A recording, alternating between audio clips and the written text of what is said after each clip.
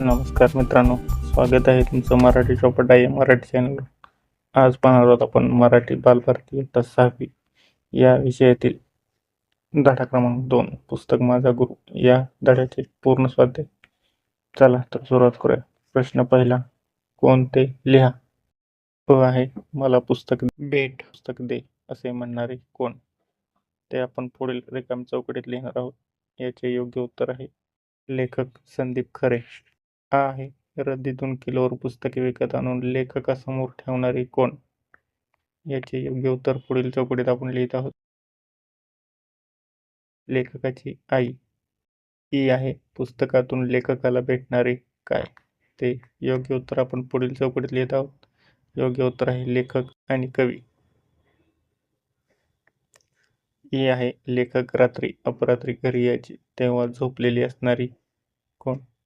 याचे योग्य उत्तर पुढील चौकटीत त्यांची मुलगी असे आहे.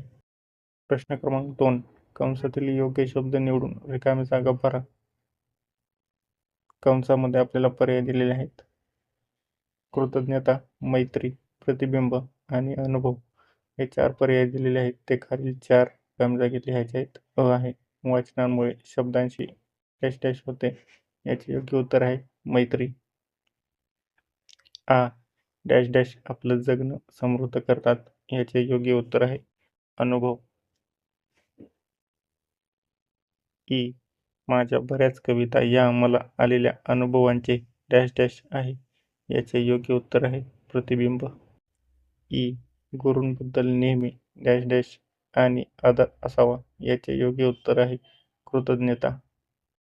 प्रश्न क्रमांक 3, 2 ते 3 वाक्यात उत्तरे लिहा. आहे खेळणी विकत घेण्यापेक्षा पुस्तक विकत घेणे लेखकाला का आवडायचे. याचे योग्य उत्तर आहे लेखकाची लहानपणीच पुस्तकांशी मैत्री झाली होती. वाचनाचा वेग चांगला असल्यामुळे पुस्तके पटकन वाचून पूर्ण व्हायची, म्हणून त्यांना खेळण्यापेक्षा पुस्तक विकत घेणे आवडायचे. आहे कविता लेखनाबद्दलचा लेखकाचा बालपणीचा अनुभव तुमच्या शब्दात विशद करा. याचे योग्य उत्तर आहे 4थीला असताना कवीला पहिली कविता सुचली. ती सगळ्यांना आवडल्याने त्याला बक्षीस मिळाले. हळूहळू शब्दांशी दोस्ती झाल्यावर ते कविता लिहू लागले. कधी एका दिवसात 3 तर कधी 3 महिन्यातून 1 अशी कविता लिहायची. माझ्या बऱ्याच कविता या मला आलेल्या अनुभवाचे प्रतिबिंब आहेत असे लेखक का म्हणतात. याचे योग्य उत्तर आहे लहान मुलीला वेळ न देऊ शकल्याच्या अनुभवातून लेखकाने दमलेल्या बाबांची कहाणी ही कविता लिहिली. यामुळे लेखक असे म्हणतात की माझ्या बऱ्याच कविता या मला आलेल्या अनुभवाचे प्रतिबिंब आहेत. लेखकाने पुस्तकांना गुरु का म्हणले याविषयी विचार स्पष्ट करा. या प्रश्नाचे योग्य उत्तर आहे पुस्तकांच्या वाचनामुळे लेखकाला भाषेचे वेगवेगळे आयाम समजले आणि अनेक लेखक व कवींशी ओळख झाली. ज्यांच्याकडून प्रेरणा, ज्ञान आणि कौशल्य मिळते ते गुरु असतात, म्हणून लेखकाने पुस्तकांना गुरु मानले. प्रश्न क्रमांक 4, पाठात वर्णन केलेल्या पुढील विधानांची कारणे लिहा. आहे लेखकांची पुस्तके पटकन वाचून पूर्ण व्हायची कारण लेखकांचा पुस्तक वाचनाचा वेग चांगला होता. आहे कवीने सगळ्या प्रकारचे वाचन करावे कारण वाचन केल्यामुळे शब्दांची मैत्री होते आणि शब्दांसारखे शब्द भाषेमध्ये किती वेगवेगळ्या प्रकारे असू शकतात हे समजते. आहे दबलेल्या बाबांची कहाणी.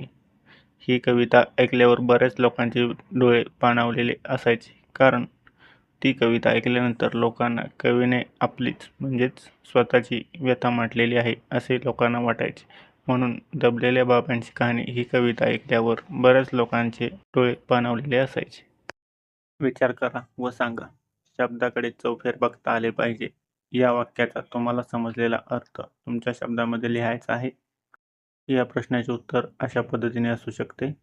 खूप पुस्तके वाचल्याने शब्दांचा लळा लागतो आणि शब्दांचे व भाषेचे वेगवेगळे आयाम म्हणजेच पैलू समजतात. म्हणजेच एकाच शब्दाचे विविध अर्थ व छटा समजून घेणे हा शब्दाकडे चौफेर बघता आलं पाहिजे या शब्दाचा अर्थ आहे.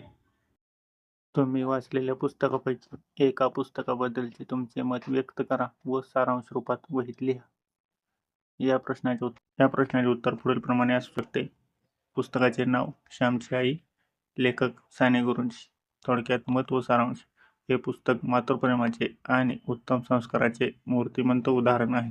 अत्यंत कठीण आणि गरिबीच्या परिस्थितीत श्यामच्या आईने त्यांच्यावर केलेले स्वावलंबन, प्रामाणिकपणा आणि स्वच्छतेचे संस्कार यात अतिशय हृदयस्पर्शी मांडले आहेत.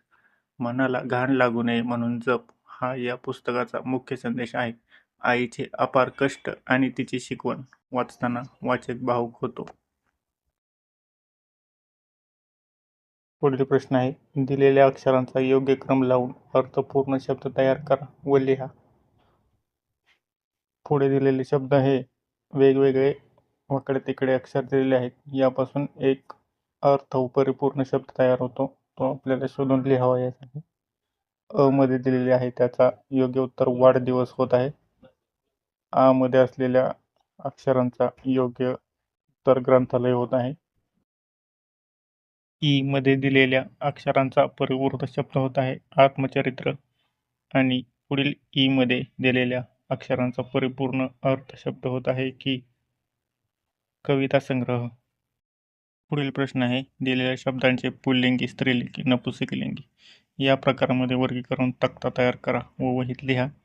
दिलेले शब्द आहेत आणि ते पुढीलप्रमाणे पुल्लिंग, स्त्रीलिंग आणि नपुंसकलिंग या प्रमाणामध्ये वेगवेगळे करून दिलेले आहेत. ते तुम्ही बघून घ्या आणि वहीमध्ये लिहून घ्या. पुढील प्रश्न आहे. शालेय ग्रंथालयातील तुम्हाला आवडलेल्या पुस्तकाची माहिती पुढील मुद्द्यांच्या आधारे लिहा व वर्गात सादर करा. जसा आपण पाठीमागे प्रश्न पाहिला त्या पद्धतीने आहे. याचे उत्तर असे असू शकते. पुस्तकाचे नाव श्यामची आई, लेखक साने गुरुजी, पांडुरंग सदाशिव साने. पुस्तकाचा साहित्य प्रकार आत्मकथनात्मक कादंबरी. आणि मुख्य आशय. या पुस्तकात साने गुरुजींनी त्यांच्या बालपणीच्या आठवणी आणि आईचे थोरवी, मातृप्रेम आणि मूल्यांची शिकवण लिहिलेली आहे. पुढे एक उपक्रम आहे. संत, पंत, तंत काव्याविषयीची अधिकची माहिती आंतरजालाच्या साहाय्याने मिळवा व वाचा. याची माहिती पुढील प्रमाणे दिसत आहे. त्या पद्धतीने लिहून घ्या.